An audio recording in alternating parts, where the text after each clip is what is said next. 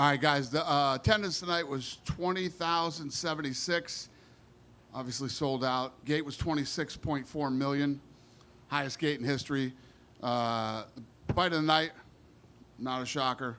Royval, Kavanaugh, and performance went to Bobby Green and Patty Pimblett.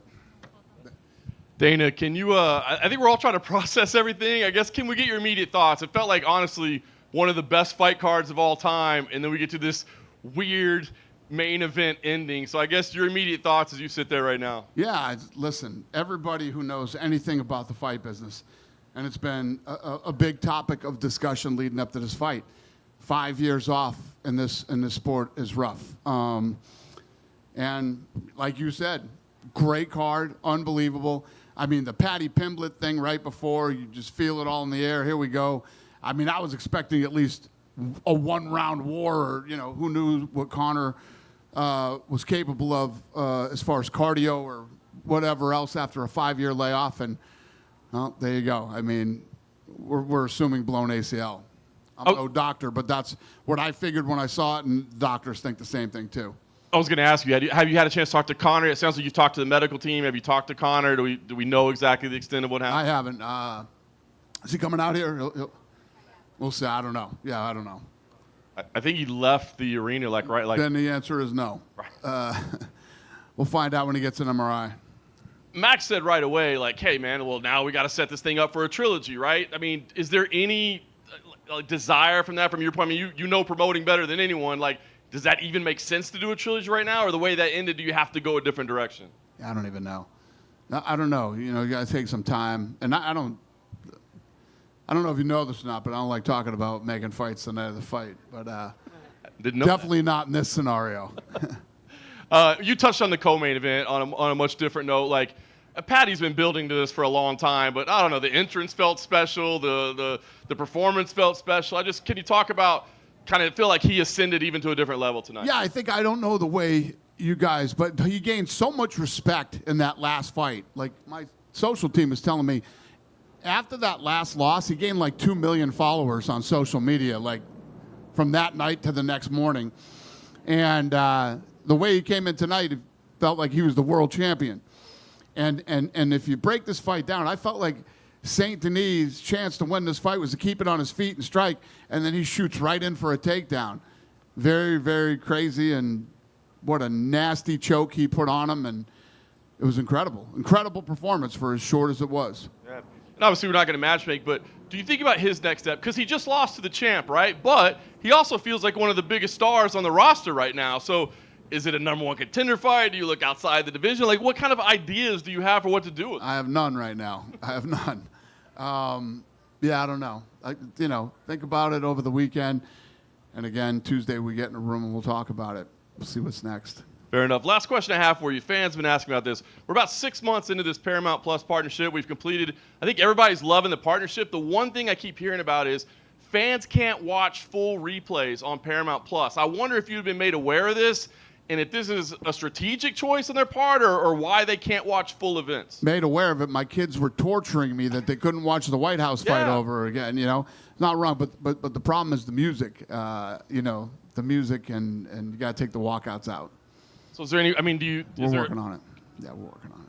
Okay. You're not wrong, and I've been getting tortured over this in my own house. So yes. Who's next? Yeah. Dana, fancy flying high kick, not to say the least. Yesterday we saw Conor putting sneakers on. He looked like he had a hard time putting out his sneakers. Could he have been injured before the fight? Oh, I have no idea. I mean, that I don't know. I mean, the day of the press conference, he came running out of the back and ran right up to him and stopped abruptly and, squared off with him. They were pushing foreheads and. I'm just wondering if something happened within the last 24 hours. I don't see it on the landing, the actual landing of that flying. Yeah, I wouldn't know that, but I didn't see. The doctors checked him out before they fight, and he looked damn good at the press conference, and he looked fine at the weigh-ins. It's just a question of getting paid if you step in the cage. What's that?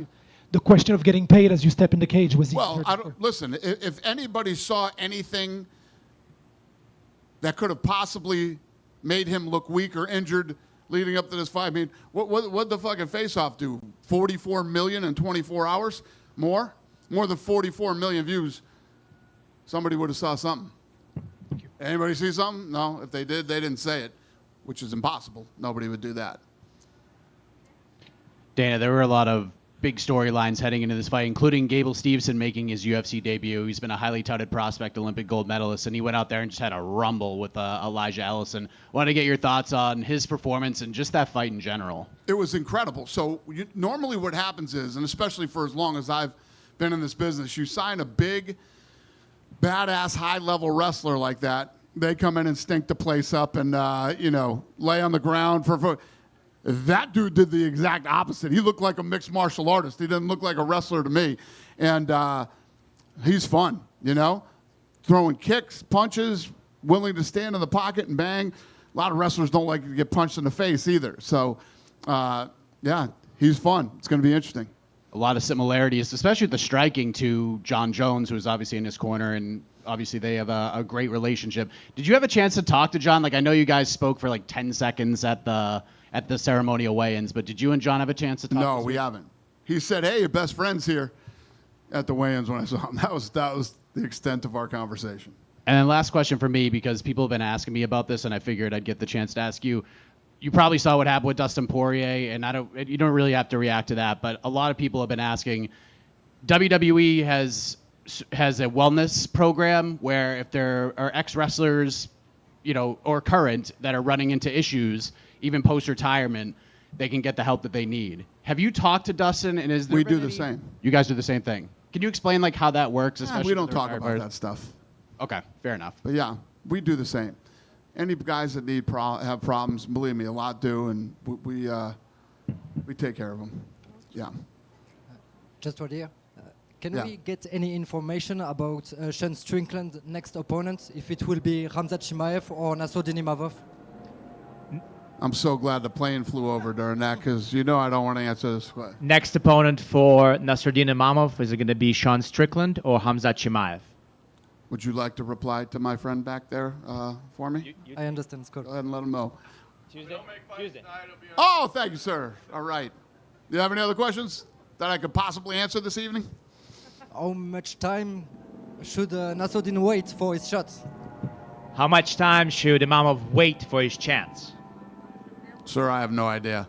That's the last fucking thing on earth that I am thinking about right now, though. But thank you. I apologize. I can't answer your question. I understand. Hi, Dana, over here to your left. Conor spoke during the week about wanting to bring the UFC back to Ireland. I was speaking to Ian Gary just a couple of weeks ago at the press conference he did with Matchroom in Dublin, and he said the same thing. Both guys showing an appetite to bring a show back to Ireland. We haven't had one there in a decade now. Obviously, Conor's not going to be fighting there anytime soon, judging by what happened tonight. But is there any potential in the near future for the UFC to return to Dublin? Absolutely. Well, I'll be there for Zuffa Boxing, this summer. But the answer is yes. Love Ireland, and I'm actually looking forward to the fight there. The issue that Dave Shaw had mentioned before was that you guys, he had told my compatriot Ian O'Neill that you guys maybe thought that the 3 Arena, you had outgrown it as the UFC. I know it's a fit for Zuffa, but is it too small a venue for the UFC? Is that a factor? Well, it's too small of a venue to do something like tonight. But we could definitely bring a fight night there. I've just one more to squeeze in for you. I listened to your good buddy Eddie Hearn speak on an interview yesterday, and he said after speaking with Nick Khan at the Turkey Al Sheikh quote-unquote peace talks, his line was, since that meeting, there's more of an open line of communication. Are you guys going to be a little smoother with each other going forward? Is the entertainment going to end? Well, I listen, I've said many times, I don't hate Eddie Hearn, Eddie came out and started saying crazy shit as soon as we got involved in the sport, which I didn't see that coming. But, listen, all these guys have been covering MMA all this time. They know what I do. You know how I am. And I'm just going to keep running my business. I don't care what they do. I will say it again. I've said it before. We are not the same. Yeah. Dana, just one while you're on that topic. Ryan Garcia and Conor Benn were on stage at the weigh-ins, and it seemed like we were going to get an announcement or something of that sort. So basically, what happened and how close are we to something coming into fruition? What happened, they started talking shit to each other, and I had fights going on behind me, and I was worried more about the fights in front of me. But, yeah, it happens. That happens. When you put 3 guys up on stage and 2 guys are going to fight, it can happen. And can we expect something soon to be material? Is it trending in the right direction? Absolutely. Dana, I mean, they were here, right? They're on stage. Dana, Read in between the line, boys. Dana, Who's got, yeah. over here to your right.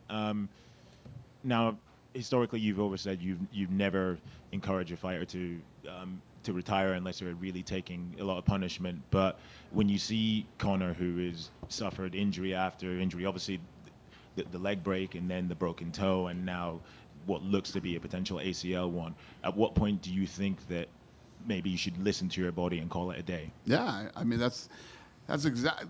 I do feel that way, but it's the guys that start saying, I've been thinking about retiring. And, you know, the minute you start talking or thinking about retiring, you absolutely, positively should. I haven't heard that from him yet, but, you know, he hasn't spoke publicly yet. We'll see what he has to say. And if he comes out and says, look, I want to run it back, will you guys be open to that?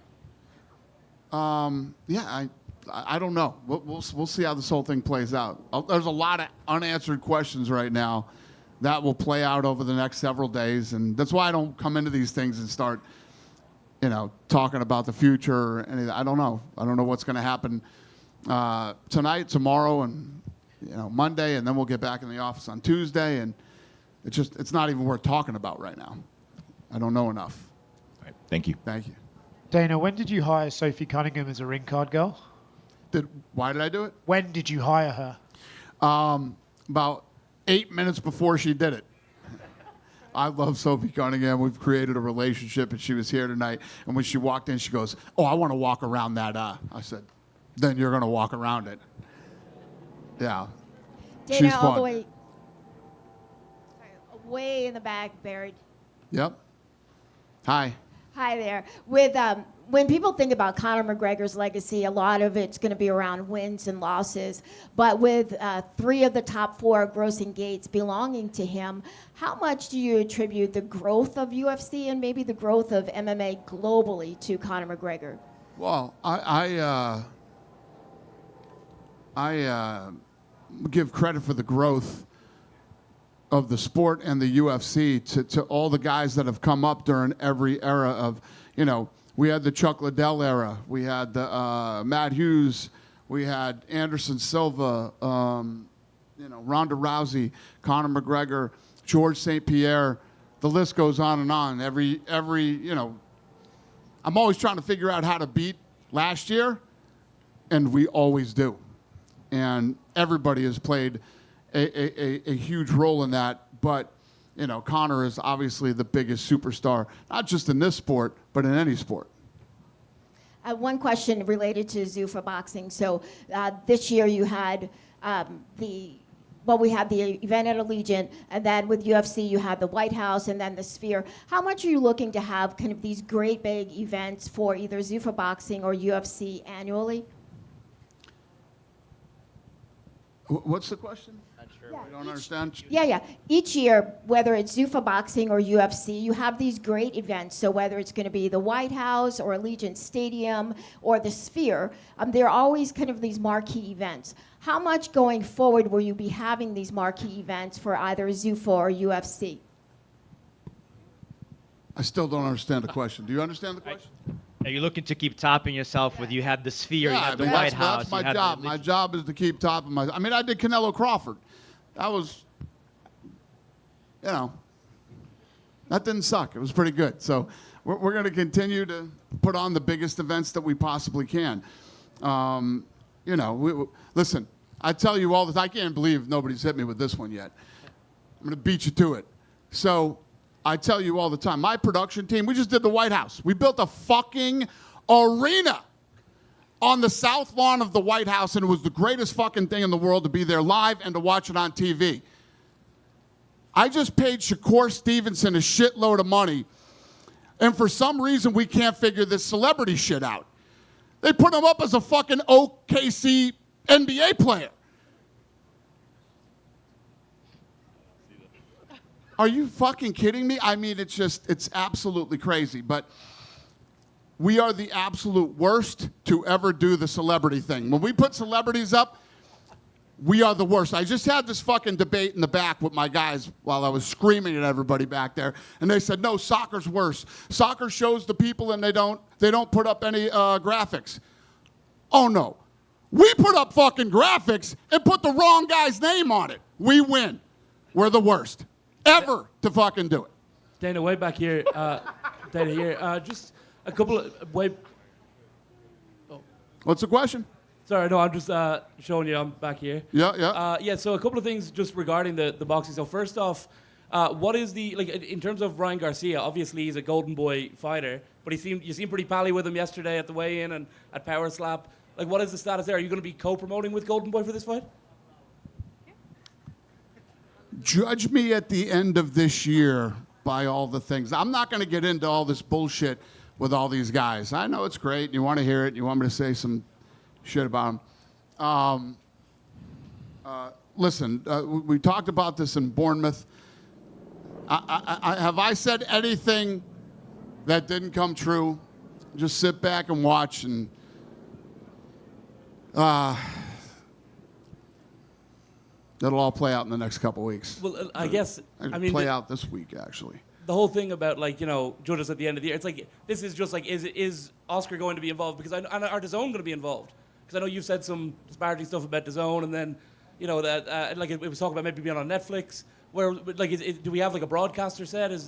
Those kinds of things? And, I mean, I'm just asking, basically, are you and Oscar going to be on the dais together at this fight? You're going to have to wait and see, my friend. Also, just regarding the boxing as well, this Tyson Fury and Anthony Joshua fight, is there any update? And, of course, the mayor of London has been speaking about it, and, of course, Turkey Al Sheikh as well, about maybe doing it in Wembley in the middle of the night. What's your thoughts, and what's the latest from you?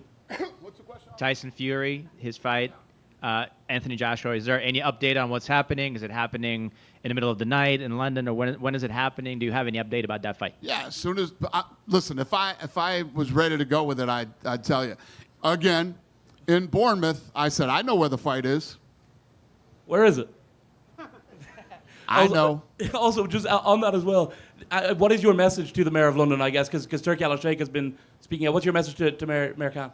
What's my message to the mayor of London? About giving you about giving the Fury and AJ fight this kind of exemption to go so late? I don't know anything about that.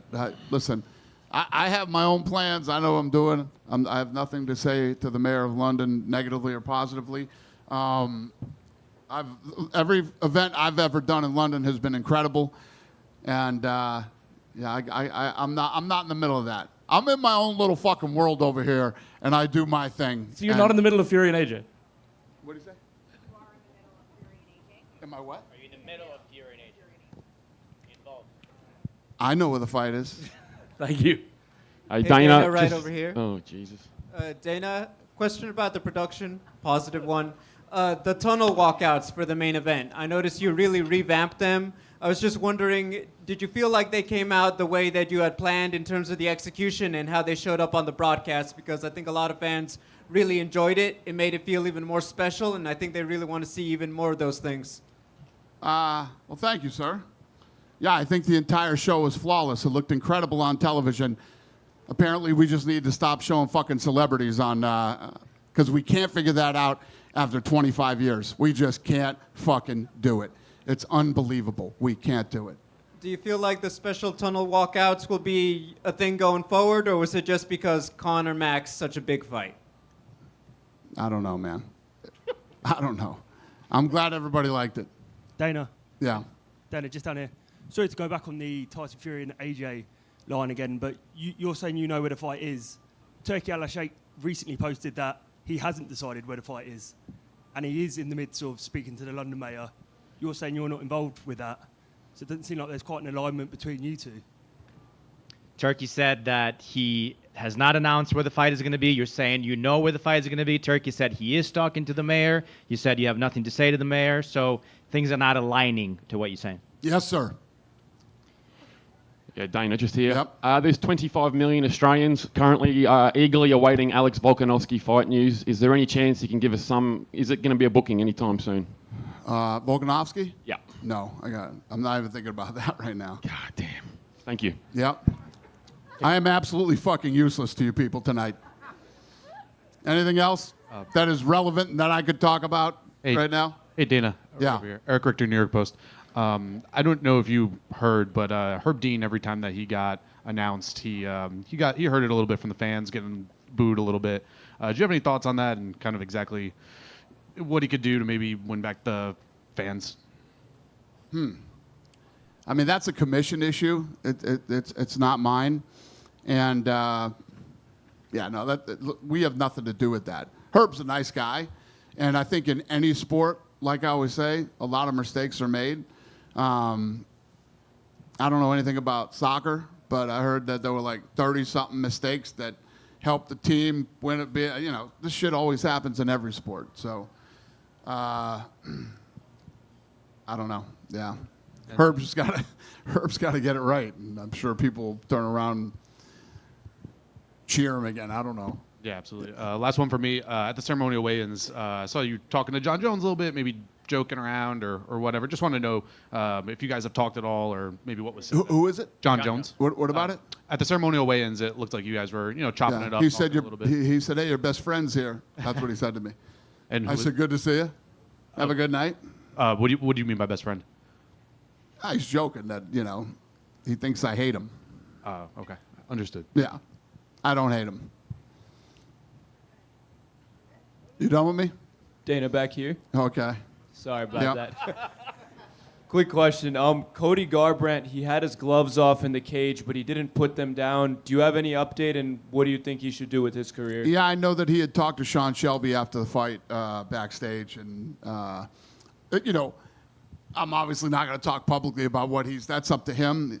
It's his career. He's a grown man. He can respond to that on his own. But yeah, I'm not going to get into that. Gotcha. Thank you, Dana. Thank you, sir. Dana? Any other questions I can't answer? Right over here. Yeah.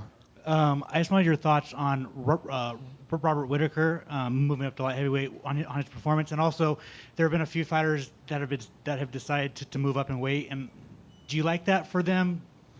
Yeah, I think that especially a guy like Whitaker, who's been around, came off The Ultimate Fighter, and has done incredible things, and won titles, defended titles, done it all. And if he feels like he wants to move up, he knows his body better than I do, and he looked damn good tonight against a very tough, durable guy. Thank you. And I think when the fight ended, we thought he broke his jaw. His jaw is not broken. He was transported, and his jaw is not broken. I don't know if you guys thought that, but we did.